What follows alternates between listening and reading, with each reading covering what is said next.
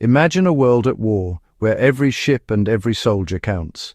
During WWII, Britain and its allies needed to supply the Soviet Union, fighting desperately against Nazi Germany.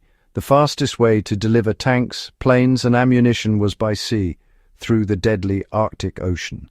This was the Arctic Convoy Route, a frozen lifeline connecting the Allies. The men who sailed these ships, merchant seamen and Royal Navy sailors from many nations, knew the risks. The sea was cold enough to kill in minutes, and German U-boats and aircraft hunted them relentlessly. Yet every ship that made it through was a victory, a promise kept to an ally fighting for survival. From 1941 to 1945, dozens of convoys braved the treacherous trip from Britain and Iceland to Soviet ports. Each convoy was a small city of ships, protected by warships, but always vulnerable. The sailors faced a double threat, the enemy and the Arctic itself.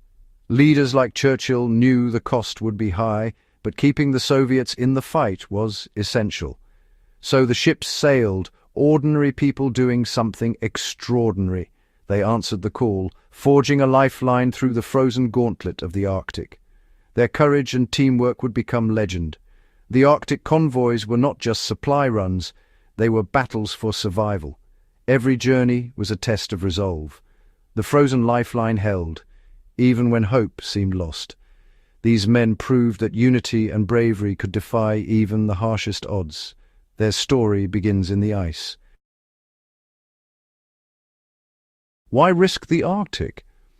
Because it was the quickest way to get vital supplies to the Soviet front. Other routes, through Iran or across the Pacific, were slow and limited. The Arctic route began in Scotland or Iceland, then skirted German-occupied Norway. German bombers and warships had bases right along the convoy's path. To avoid attack, convoys sailed as far north as possible, hugging the edge of the polar ice. But this meant braving the worst Arctic weather.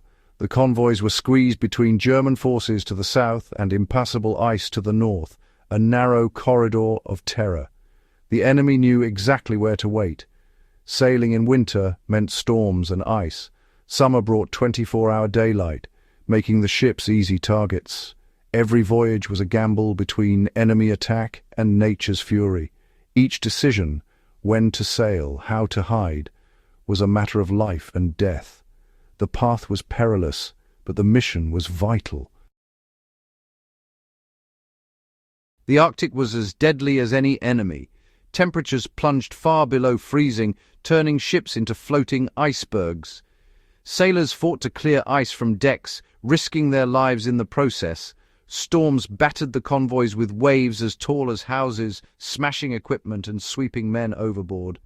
A man in the water had only minutes to live. Sea ice and growlers threatened to rip open hulls, while shifting ice packs could trap entire convoys. Thick fog brought the risk of collision, even as it hid them from enemy planes. Metal froze to the touch, food turned solid, and sleep was rare. Every task was a struggle against the cold and exhaustion. The Arctic itself seemed determined to destroy them. Survival depended on constant vigilance and teamwork. Nature was a relentless foe.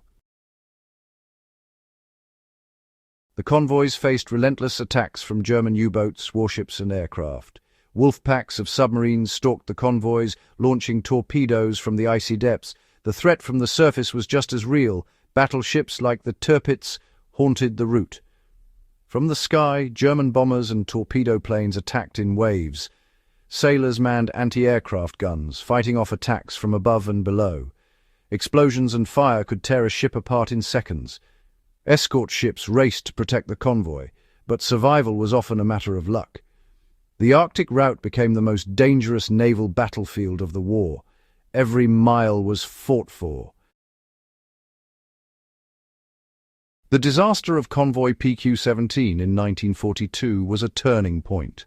Fearing attack by the battleship Tirpitz, the Admiralty ordered the convoy to scatter. Without protection, most ships were sunk by U-boats and aircraft. Only 11 of 35 survived. It was a catastrophe that shook Allied confidence. Determined to recover, the next major convoy, PQ-18, sailed with stronger escorts and a new weapon, the aircraft carrier HMS Avenger. Its fighters challenged German bombers and the convoy fought back fiercely. Though 13 ships were lost, 27 made it through, and the Germans paid a heavy price in aircraft and submarines. PQ-18 proved that with air cover and determination, the convoys could survive. The lesson was clear: unity and innovation could turn the tide. The Arctic convoys would not be broken, their resolve only grew stronger. Life on the convoys was a test of endurance and spirit. Sailors endured endless cold, cramped quarters, and constant fear. Sleep was rare and danger was ever present, yet camaraderie and small comforts, stories, songs, a hot cup of tea, kept hope alive. Merchant seamen and Royal Navy crews depended on each other for survival. When disaster struck, they risked everything to rescue comrades from the freezing sea. The shared ordeal forged bonds of respect and solidarity. The Arctic convoys were more than battles. They were a testament to human resilience. Ordinary people faced extraordinary challenges and found courage within themselves. They kept sailing, delivering hope through the ice. Their sacrifice reminds us of the power of unity and the unbreakable will to endure. Even in the darkest, coldest times, the human spirit prevailed. The frozen lifeline held because they never gave up.